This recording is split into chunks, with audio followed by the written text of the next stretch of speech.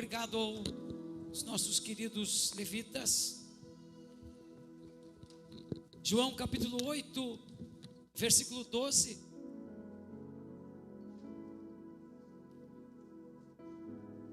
Falando novamente ao povo, Jesus disse: eu sou a luz do mundo.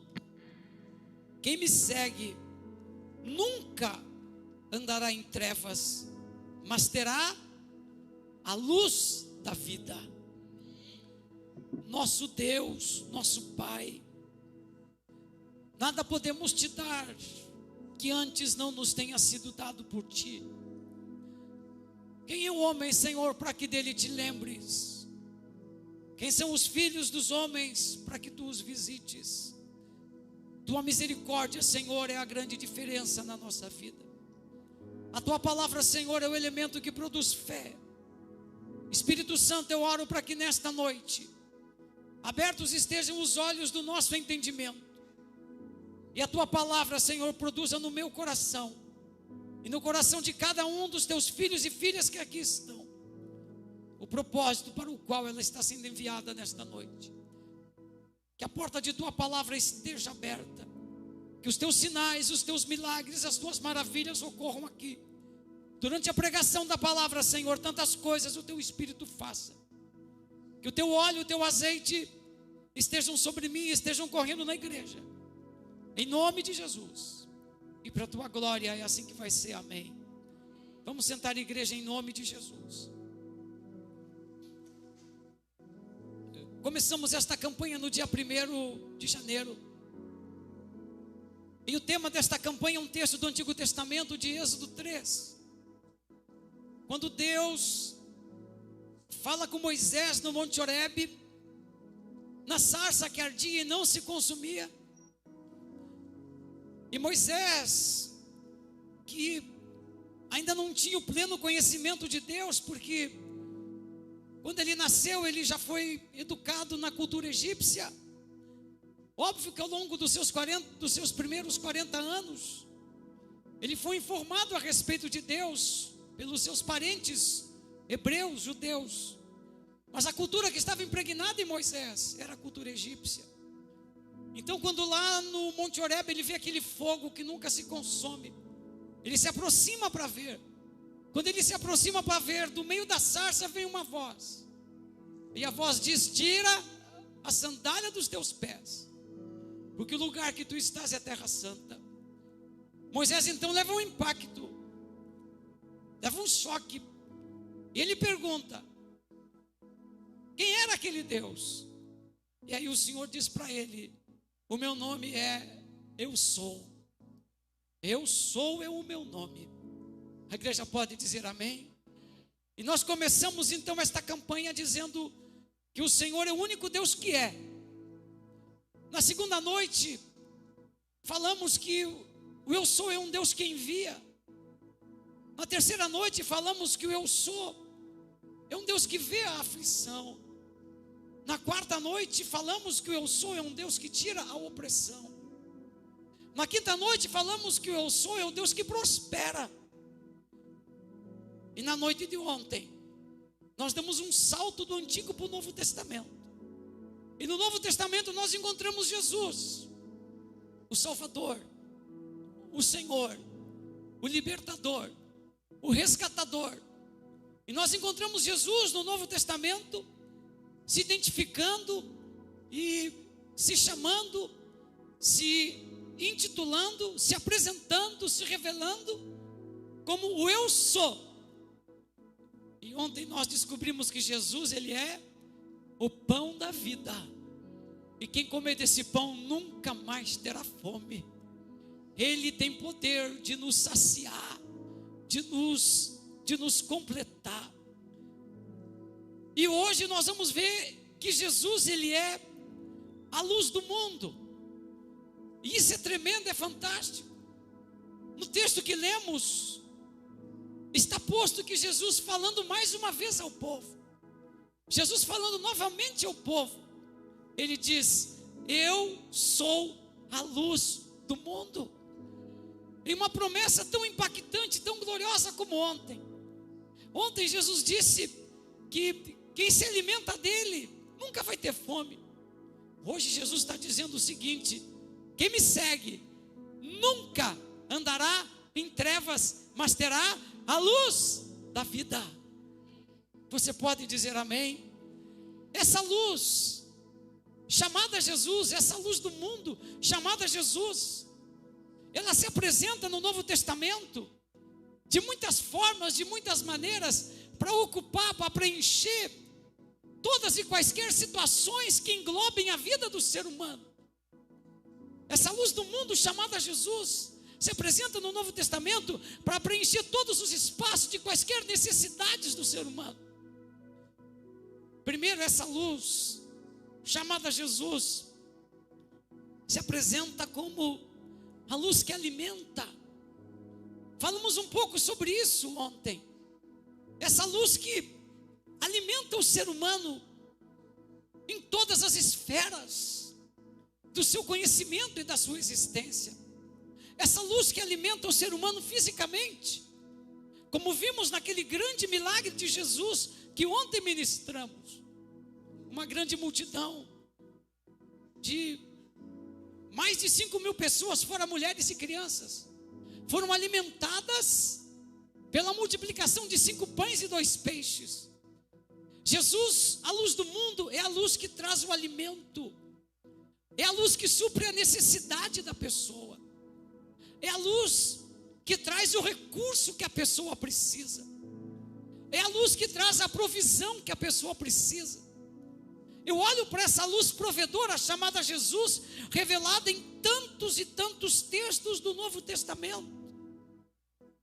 Mas um dos que mais me impressiona é quando Jesus, sendo judeu e nos dias do Novo Testamento, o templo ainda não tinha sido destruído. O templo de Jerusalém foi destruído em 70 depois de Cristo.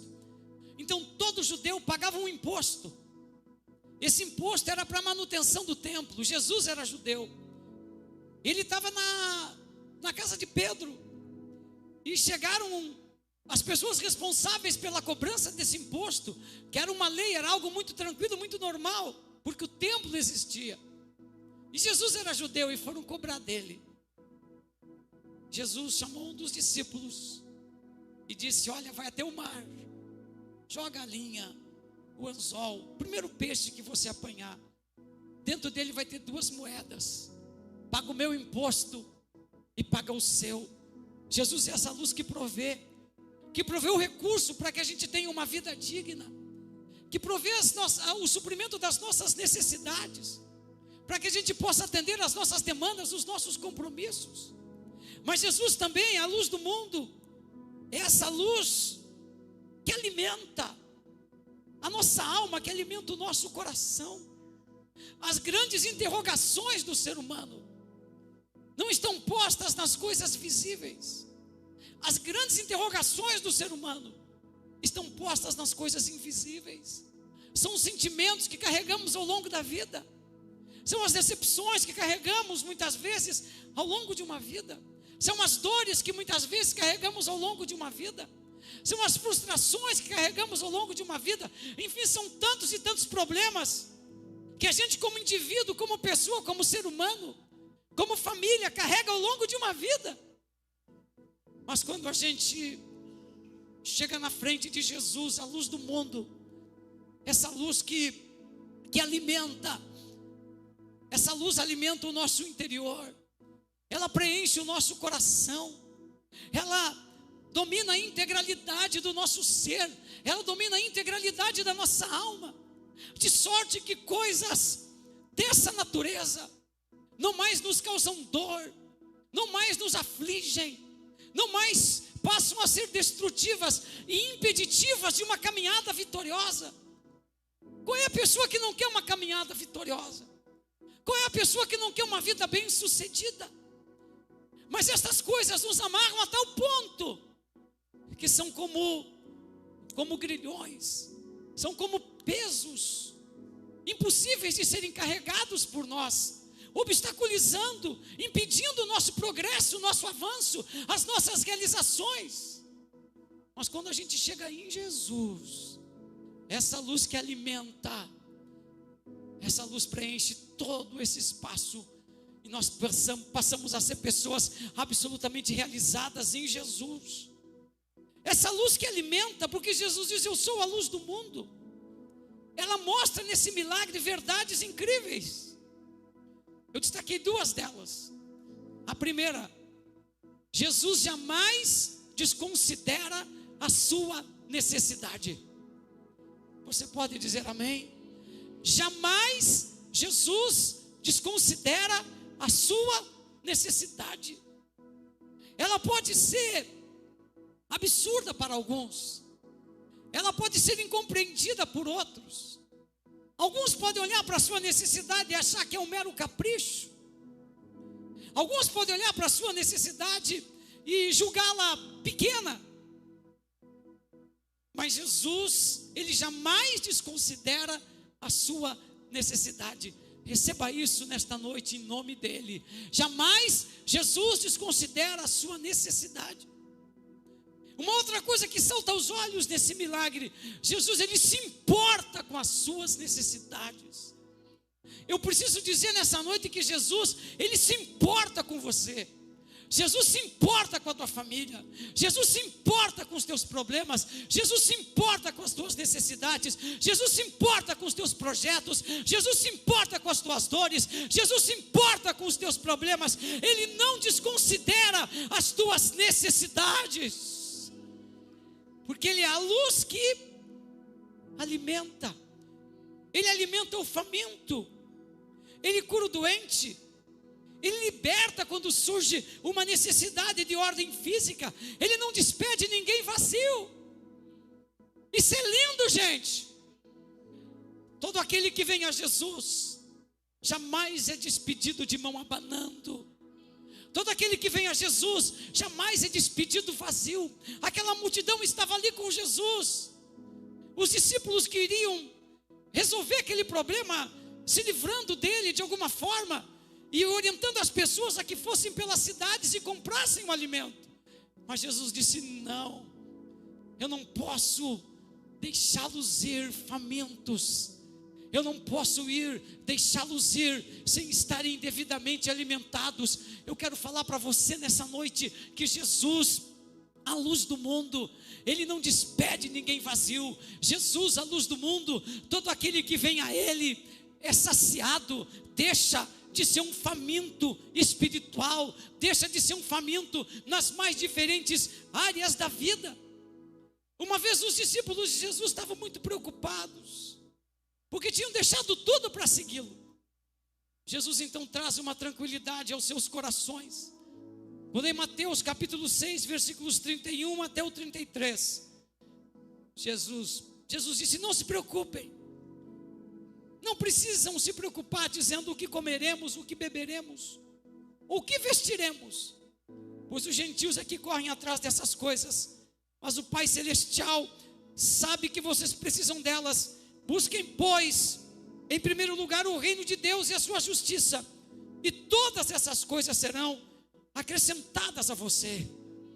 Jesus no dia seguinte fala novamente à multidão e diz: eu sou a luz do mundo. Aquele que me segue não andará em trevas. Ele se intitula o Eu Sou no Novo Testamento. Ele diz: eu sou a luz do mundo. Essa luz alimenta. Essa luz traz vida. Jesus, a luz do mundo, alimenta. Se de um lado Jesus, a luz do mundo, alimenta, de outro Jesus, a luz do mundo, traz vida. A vida que as pessoas precisam, a vida que os seres humanos buscam, não uma vida qualquer, não uma vida comum, não uma vida rotineira, mas Jesus, a luz do mundo, Ele nos propõe, nos oferece uma vida simplesmente fascinante. Diga amém por isso. Jesus, a luz do mundo, quando nos propõe vida. Ele está propondo a vida que Ele conquistou na cruz para você. Ele está propondo a vida que Ele conquistou na cruz para mim. Ele está propondo a vida que Ele conquistou na cruz para cada um de nós. Tanto que no Evangelho de João, no capítulo 10, ele diz que o ladrão, se referindo a Satanás, veio para matar, roubar e destruir. Mas quando ele, a luz do mundo, propõe a vida, ele diz: eu vim para que vocês tenham vida, e tenham vida em abundância. Nós somos chamados nesta campanha, o eu sou, Jesus, o eu sou, no Novo Testamento, nos chama, a luz do mundo nos chama, para que a gente tenha a luz da vida, nos amparando, nos dirigindo, nos guiando. Ele confronta a morte.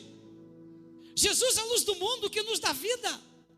Ele é o único que tem autoridade para confrontar a morte, e para dizer: morte, você precisa esperar. Eu quero falar para você nesta noite, que a morte, ela obedece ao comando de Jesus, a luz do mundo. Ela obedece ao comando de Jesus, a luz da vida. Paulo, quando escreve aos Coríntios, ele diz que tragada foi a morte pela vitória. Que vitória? A vitória do Calvário. Que vitória? A vitória da cruz. Que vitória? A vitória de Jesus. Quando Jesus, a luz do mundo, que propõe-nos esta vida plena, se manifesta, se apresenta, ele chega para nós, e a morte precisa esperar. Um dos textos bíblicos que retrata magistralmente isso é João capítulo 11. Em João 11 nós temos uma história de um grande amigo de Jesus. Seja um grande amigo de Jesus. Quem pode dizer amém? Seja um grande amigo de Jesus. A igreja pode dizer amém? Que a tua família seja uma grande amiga de Jesus. Pois um grande amigo de Jesus morreu, e Jesus ainda demorou alguns dias para poder chegar na cidade de Betânia, onde morava esse grande amigo. Demorou de 3 a 4 dias. As irmãs de Jesus, as irmãs de Lázaro, mandaram informação para Jesus, que o grande amigo dele estava muito mal. E Jesus disse o seguinte: fiquem tranquilos, essa enfermidade não acabará em morte. Quem pode dizer amém? Quero nessa noite, pelo Espírito Santo de Deus, dizer em nome de Jesus, a luz da vida, que essa enfermidade que está sobre você, ela não acabará em morte. O Kamanesu Yama Oigeze Makandarama Shelema Namashei. Quero dizer nessa noite, em nome de Jesus, a luz da vida, que essa enfermidade que veio sobre a tua casa, ela não acabará em morte, mas ela promoverá a glória de Deus, porque Jesus, a luz do mundo, é a luz que proporciona de um lado alimento, mas de outro ela proporciona vida. Passaram-se os dias e Lázaro morreu. Jesus chega a Betânia, ele já está inclusive sepultado. Ele já está inclusive sepultado, gente. Já cheirava mal. Já era, diz a Bíblia, de 4 dias. Mas quando Jesus, a luz do mundo, chega, ele promove vida. Diga amém por isso. Vida para você, vida plena, em todos os aspectos, vida feliz, vida de realizações, não vida sem desafios, não vida sem obstáculos, não vida sem problemas, mas vida vitoriosa. Vida vitoriosa não exclui dificuldade, vida vitoriosa não exclui desafios, muito pelo contrário, os problemas, as dificuldades, os desafios, eles fazem parte de uma vida vitoriosa. Ele chega e diz: tire a pedra.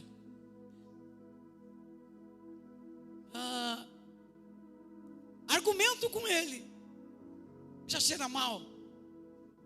Quero falar para você outra coisa: nunca argumente com Jesus. Aniema suiacá. Nunca argumente com Jesus. O que tem de crente que argumenta com Jesus? Crente que deveria entender os mistérios, que já estão há anos na igreja. Como os crentes argumentam com Jesus? Hoje cedo eu orava, e o Senhor trouxe uma palavra ao meu coração. Ele disse: diga ao meu povo que esta campanha não é um peso. E se ele disse isso ao meu coração, é porque tem gente que pensou, é um peso. Eu orava hoje pela manhã, logo cedo. O Espírito Santo disse: diga ao meu povo, essa campanha não é um peso. Essa campanha é uma bênção. Não é um peso. Tire isso do seu coração. Eu tenho que ir todas as noites agora, que absurdo. Não deixe isso entrar no seu coração. Não argumente com Jesus. Tem crente que perde a bênção porque argumenta com Jesus. Jesus diz: faz tal coisa. Ah, Senhor, mas Jesus está dizendo: frutifiquem. O que tem de crente que podia estar mais envolvido com a igreja? Gente que tem qualificação, que tem capacidade, gente que tem saúde, mas nunca quer fazer nada na igreja. Não quer assumir um departamento, não quer correr uma escala, não quer fazer nada, argumenta com Jesus. Jesus continua dizendo: tirai a pedra, faça alguma coisa. Quando Jesus diz tirai a pedra, eu translitero isso para os nossos dias, para a igreja hoje. E quando Jesus diz tirai a pedra, Jesus está dizendo para você: faça alguma coisa. Faça alguma coisa. Jesus está dizendo: faça alguma coisa. Ele está dizendo: não fique de braços cruzados. Ele está dizendo: arremangue as mangas, descruze os braços. Ele está dizendo: faça alguma coisa. Ele está dizendo: faça a tua parte. Quem pode dizer amém? Tira a pedra. Cheira mal, Senhor, há 4 dias. Tira a pedra. Faça a sua parte. E quando tiram a pedra, quando um diácono abençoado lá, quando um obreiro abençoado, quando uma obreira disposta foi lá e disse: tudo bem, vamos tirar essa pedra para ver o que acontece. Aí Jesus, a luz do mundo, que promove a vida, dá aquele brado que eu e você conhecemos: Lázaro, sai para fora. Quem pode dizer amém? Quem pode dizer aleluia? Aquele brado que quando a morte escutou, a morte estremeceu. Aleluia. Aquele brado que a pessoa está no último, o tumor está tomando conta, mas de repente chega a voz dele, que penetra no inconsciente da própria morte, que penetra no interior da própria morte, que penetra no seio da própria morte, nas entranhas da própria morte, e diz: vem para fora. E a pessoa torna a vida, a pessoa torna a ter esperança. Esse brado que a morte estremece, pois é esse brado que acontece ali, porque Jesus, a luz do mundo, Ele é o grande promotor da vida. Creia nisso e viva essa verdade. Esse Jesus que é a luz do mundo. E agora caminho para fechar, não conseguindo terminar a mensagem desta noite, porque temos coisas importantes ainda. Mas essa luz, o eu sou, que é a luz do mundo, dentro dessa luz do mundo, ele se coloca como a luz que alimenta, ele se coloca como a luz que traz vida, e ele se coloca como a luz que dissipa as trevas. Quantas pessoas estão em trevas? Eu saí um culto desses, voltando para casa, e eu vi, começando na esquina acho que da Florianópolis, com a Guilherme Michel, eu vi por toda a extensão da avenida, pipocas pelo chão, esparramadas pelo chão. Eu vi nas esquinas os famosos trabalhos. Não estamos aqui criticando qualquer religião, mas estamos dizendo que Jesus, a luz do mundo, Ele dissipa as trevas. O que temos de pessoas em trevas, pessoas que não conseguem enxergar o verdadeiro Cristo, que não conseguem enxergar a verdadeira luz, que se identificam com os espíritos de luz. Eu só conheço um espírito de luz, o nome dele atende por Jesus Cristo Salvador.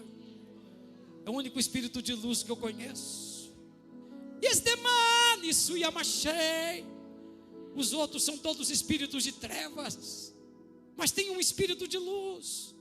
Ele atende pelo nome de Jesus Cristo. Essa luz dissipa as trevas. Essa luz, ela quando chega, as trevas precisam fugir. Lhe dou um exemplo bíblico e já vamos para a oração. Tinha uma cidade chamada Gadara, a região dos Gerazenos ou dos Gadarenos. Um dia Jesus chegou ali, tinha muita treva naquela região, muita treva, era uma atmosfera de treva, um ambiente de treva, um ambiente pesado, carregado, difícil, duro. Como é perceptível um ambiente de treva e um ambiente de luz? Tem ambientes que você chega e são ambientes pesados, carregados, duros, você não se sente bem. Mas como tem ambientes que você chega, é gostoso de estar ali, você se sente bem, você percebe que tem um plus, tem um algo mais naquela casa, naquela família, naquela empresa, tem alguma coisa mais ali, é a luz. Jesus chegou, o ambiente era pesado. Tinha um homem que vivia nos sepulcros, tamanha era a gravidade do seu estado. Ninguém conseguia dominá-lo, prendê-lo, acalmá-lo, nem com correntes. E a Bíblia diz que muitas vezes tentaram isso, mas ele simplesmente arrebentava, acabava com as correntes. Ninguém era forte para dominá-lo. Dia e noite ele andava gritando, se cortando nos sepulcros, nas pedras, no meio das colinas dos montes. Mas aí, gente, quando há o encontro das trevas com a luz, o milagre acontece. Eles se encontraram. Quando as trevas se encontram com a luz, ela precisa recuar, ela precisa voltar para trás, ela precisa deixar de avançar. Ela não apenas paralisa, mas ela volta para trás. E Jesus deu uma ordem, e passou um tempo, e as pessoas daquela região que conheciam aquele quadro de drama, Jesus agora estava pregando, aquele homem não queria que começasse o culto, aí Jesus deu uma ordem, as trevas foram embora, o culto começou, veio um, veio outro, Jesus estava dirigindo o culto, e aquele homem agora estava ali, de banho tomado, de barba feita, de roupa limpa, sentado, diz a Bíblia, em perfeito juízo. E todo mundo ficou com medo. A luz de Jesus afugenta as trevas. Aquela legião de demônios tinha transtornado a vida daquele homem, tinha transtornado os dias daquele homem, em profundas trevas, com dores, com angústias, com sofrimentos, com opressões. Mas quando as trevas se depararam com a luz do mundo, a luz que dissipa as trevas, o Senhor mudou a história daquele homem, o quadro daquele homem, a vida daquele homem, a família daquele homem. Eu quero fechar dizendo que ainda hoje Jesus tem essas vitórias para os que o buscam. E eu dou um salto com você no Antigo Testamento. Isaías capítulo 9, versículo 2. Numa referência a Jesus, o profeta já dizia: o povo que andava em trevas viu uma grande luz. Sobre os que vivem na terra da sombra da morte raiou uma luz. Jesus, o eu sou do Novo Testamento, ele diz: eu sou a luz do mundo, eu sou a luz que sacia quaisquer das tuas fomes. Eu sou a luz que sacia quaisquer das tuas fomes. Eu sou a luz que traz para você vida, e vida plena. Eu sou a luz que dissipa as trevas da tua existência. Jesus é a luz do mundo, a luz que alimenta, a luz que dá vida, a luz que dissipa as trevas. Eu quero fechar dizendo: você não pode abrir mão dessa luz. Você pode dizer amém? Você não pode abrir mão dessa luz. O eu sou, Jesus no Novo Testamento diz a cada um de nós hoje: eu sou a luz do mundo. Quem me segue não andará em trevas, mas terá, Alex Júnior, a luz da vida. Quem pode dizer amém, diga amém. Curve sua cabeça.